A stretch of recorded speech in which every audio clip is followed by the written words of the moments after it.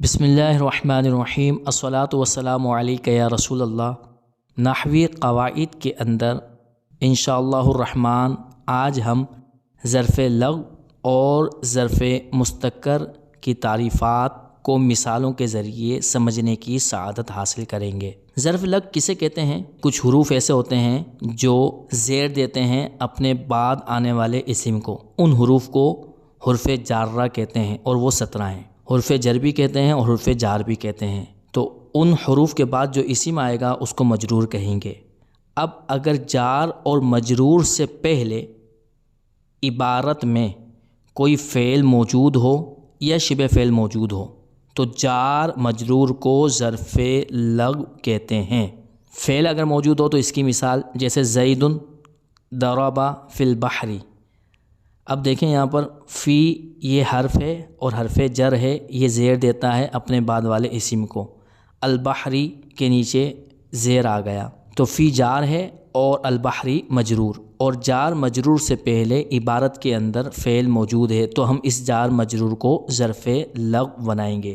اس کی ترکیب اس طرح ہوگی: زید مبتدا، ضرب فعل، ہوا ضمیر اس کا فاعل جو زید کی طرف لوٹ رہی ہے ضمیر، فی جار اور البحری مجرور، جار مجرور مل کر ظرف لغو، ضرب فعل اپنے فاعل اور ظرف لغو سے مل کر جملہ فعلیہ خبریہ ہو کر خبر بنا زیدن کی، زید مبتدا اپنی خبر سے مل کر جملہ اسمیہ خبریہ بنا۔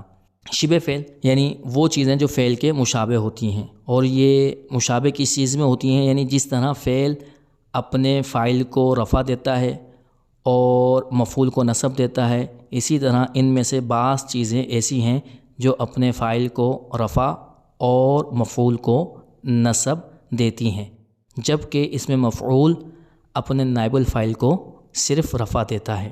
اور شبہ فعل 5 ہیں: اسم فاعل، اسم مفعول، صفت مشبہ، اسم تفضیل اور مصدر۔ اسم فاعل کی مثال جیسے زید ضارب فی البحر، زید مارنے والا ہے سمندر میں۔ زید مبتدا، ضارب اسم فاعل اور اس میں ہوا ضمیر اس کا فاعل، فی جار البحری مجرور، جار مجرور مل کر ظرف لغو۔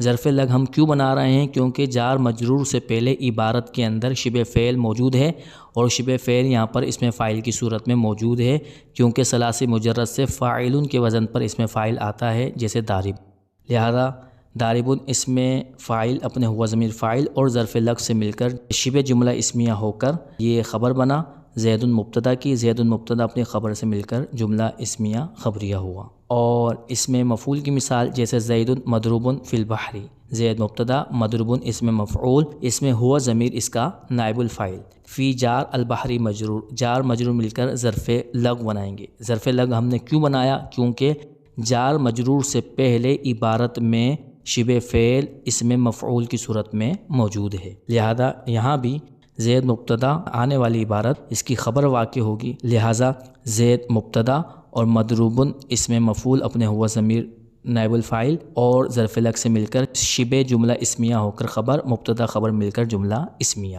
صفت مشبہ کی مثال زید کریم فی البحر، زید سخی ہے سمندر میں، زید مبتدا، کریم صفت مشبہ، اس میں ہوا ضمیر اس کا فاعل، فی جار البحری مجرور، جار مجرور مل کر ظرف لغو۔ ظرف لغو ہم نے یہاں کیوں بنایا؟ کیونکہ جار مجرور سے پہلے عبارت میں شبہ فعل صفت مشبہ کی صورت میں موجود ہے۔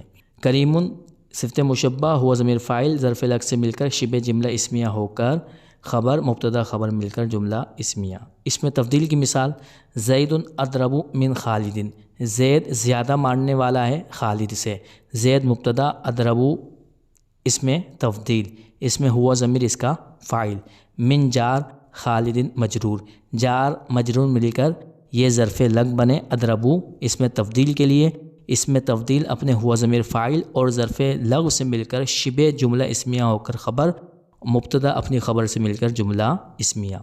یا مصدر ہوگا، مصدر کی مثال زید ضرب فی البحر۔ یہاں یہ بات بھی یاد رہے کہ مصدر جب استعمال ہوتا ہے تو وہ یا تو اس میں فاعل کے معنی میں ہوتا ہے یا اس میں مفعول کے معنی میں ہوتا ہے، لہذا یہاں پر جو مصدر واقع ہوا ہے یا یہ اس میں فاعل ضاربون کے معنی میں ہے یا مضروبون کے معنی میں ہے، تو جس طرح ہم نے اس کی ترکیب کی تھی اسی طرح یہاں پر بھی اس کی ترکیب کی جائے گی۔ زید مبتدا ضرب مصدر اس میں ہوا ضمیر اس کا فاعل، فی جار البحری مجرور، جار مجرور مل کر ظرف لغو مصدر اپنے فاعل اور ظرف لغو سے مل کر شبہ جملہ اسمیہ ہو کر خبر، مبتدا خبر مل کر جملہ اسمیہ۔ اور ظرف مستقر کسے کہتے ہیں اس کو سمجھنے کی کوشش کرتے ہیں۔ جار مجرور کا تعلق کسی نہ کسی فعل یا شبہ فعل سے ضرور ہوتا ہے۔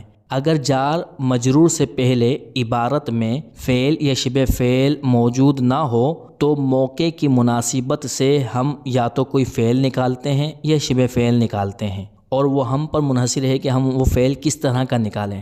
موقع کی مناسبت سے ہم فعل نکالتے ہیں یا شبہ فعل نکالتے ہیں، اور اس جار مجرور کو اس فعل یا شبہ فعل سے متعلق کر دیتے ہیں، اور اس جار اور مجرور کو ظرف مستقر کہتے ہیں۔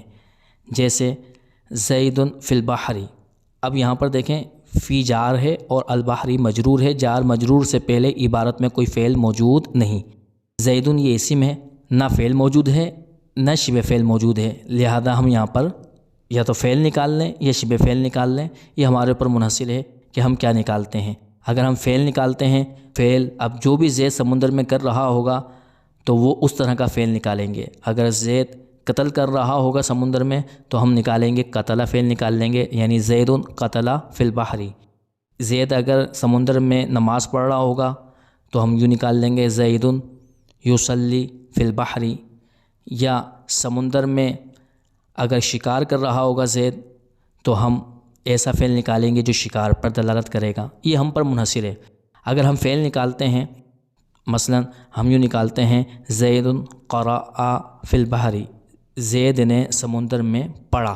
اب قرأ فعل، اب اس کی ترکیب یوں ہوگی زید مبتدا قرأ فعل ہوا ضمیر اس کا فاعل، فی جار البحری مجرور، جار مجرور مل کر ظرف مستقر، قرأ فعل اپنے فاعل اور ظرف مستقر سے مل کر شبہ جملہ اسمیہ ہو کر خبر، مبتدا خبر مل کر جملہ اسمیہ۔ اور شبہ فعل کی مثال اس میں ہم صرف ایک لے لیتے ہیں، اس میں فاعل زید فی البحری، یہاں پر بھی جار مجرور موجود ہے لیکن عبارت میں نہ کوئی فعل موجود ہے نہ شبہ فعل موجود ہے، لہذا ہم شبہ فعل اس میں فاعل یہاں پر نکال لیتے ہیں۔ جیسے زید قاتل فی البحری، زید قتل کرنے والا ہے سمندر میں، زید مبتدا قاتل اس میں فاعل، اس میں ہوا ضمیر اس کا فاعل، فی جار البحری مجرور، جار مجرور مل کر ظرف مستقر، قاتل اس میں فاعل اپنے ہوا ضمیر فاعل اور ظرف مستقر سے مل کر شبہ جملہ اسمیہ ہو کر خبر، مبتدا اور خبر مل کر جملہ اسمیہ خبریہ ہوا۔